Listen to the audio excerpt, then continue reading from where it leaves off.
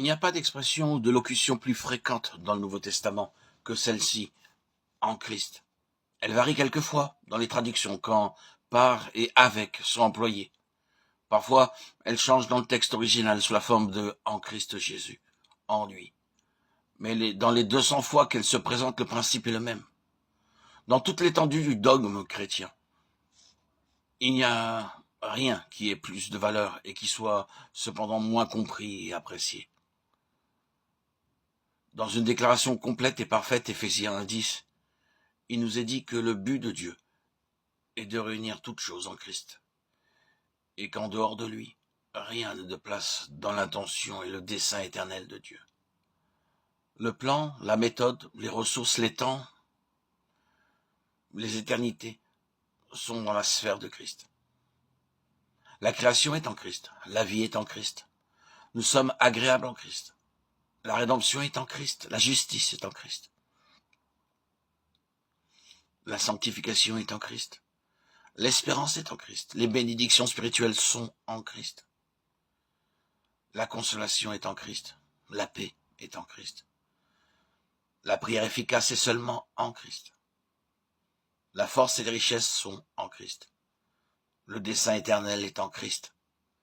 La nouvelle création est en Christ. Les promesses sont en Christ. La libération de la condamnation est en Christ. Nous formons un seul corps en Christ.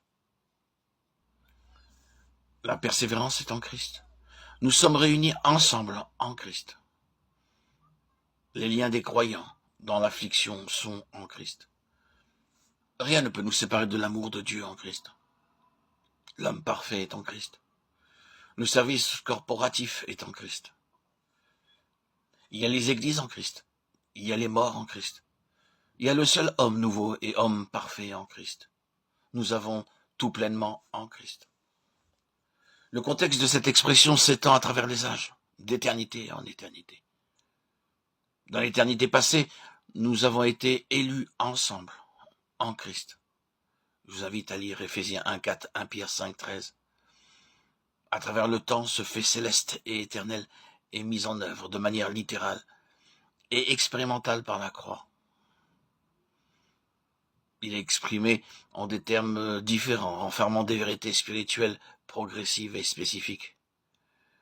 Mais le principe est toujours le même. Nous sommes devenus une même plante avec lui, par la conformité à sa mort, Romains 6:5.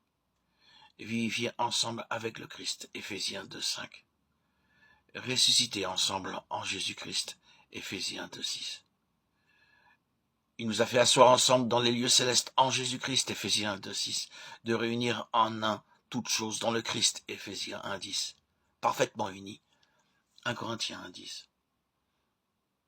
Jésus-Christ en qui tout l'édifice, bien ajusté ensemble, Éphésiens 2:21, étant unis ensemble, Colossiens 2:2. Vous avez été édifiés en Christ, Éphésiens 2:20, afin que nous vivions ensemble avec lui, 1 Thessaloniciens 5:10. Ouvriers ensemble avec lui, 2 Corinthiens 6:1, combattant ensemble d'une même âme, Philippiens 1:27. Puis viendra le point culminant à la fin de ce temps, quand tout ce qui précède sera accompli et que nous serons tous ensemble enlevés, 1 Thessaloniciens 4:17. Finalement, l'éternité à venir se distingue, et nous voyons que nous sommes destinés à être ensemble, glorifiés avec lui, Romains 8:17. Rappelons-nous de l'expression de Paul qui n'est pas strictement de Paul, mais de l'Esprit de Dieu, l'Esprit de vérité, à savoir en Adam et en Christ. D'un côté, dans notre relation par nature avec Adam, la vieille création, nous voyons un ensemble de conditions, et de l'autre, par notre incorporation à Christ, nous voyons un nouvel ensemble de conditions qui est différent.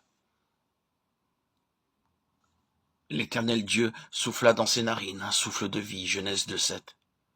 Le premier homme, Adam, devint une âme vivante, 1 Corinthiens 15:45. Le jour où tu en mangeras, tu mourras certainement, Genèse 2:17. Tous meurent en Adam, 1 Corinthiens 15:22. La loi du péché et de la mort, Romains 8:2. L'homme n'est que chair, Genèse 6:3. La chair ne sert à rien, Jean 6:63. Moi, Romains 7. La faillite du vieil homme qui se corrompt, Éphésiens 4, 22. L'affection de la chair, Romains 8, 6. Ce qui est bon n'habite pas dans ma chair, Romains 7, 18. De la chair, la corruption, Galates 6, 8. Ce qui est né de la chair est chair, Jean 3, 6.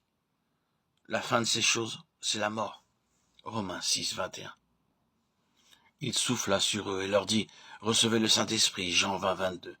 Le dernier Adam a un esprit vivifiant, 1 Corinthiens 15, 45. Nouveauté de vie, Romains 6, 4. Tous revivront en Christ, 1 Corinthiens 15, 22. La loi de l'esprit de vie, Romains 8, 2. L'esprit, la victoire, Romains 8. L'homme nouveau, créé dans une justice et une sainteté que produit la vérité, Éphésiens 4, 24. L'homme nouveau, Colossiens 3, 10. Le régime nouveau de l'esprit, Romains 7, 6. Par la conformité à sa résurrection, Romains 6, 5. On crucifie la chair, Galates 5, 24. Notre vieil homme a été crucifié, Romains 6, 6.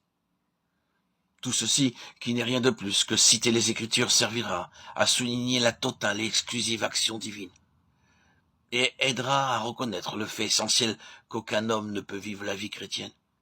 Il n'y a qu'un seul qui peut vivre cette vie, et c'est Christ lui-même. Nous devons expérimenter notre incorporation à Christ, de telle manière qu'il vive sa vie à travers nous, en tant que membre de son corps, afin que, pour moi, vivre, c'est Christ. Et ce n'est plus moi, c'est Christ. Soit une réalité. Philippiens 1, 21 et Galates 2, 20. Comme le fer du forgeron est dans le feu, et le feu est dans le fer. De même, nous devons d'abord réaliser notre position en Christ, par la croix, où Christ peut se manifester à travers nous.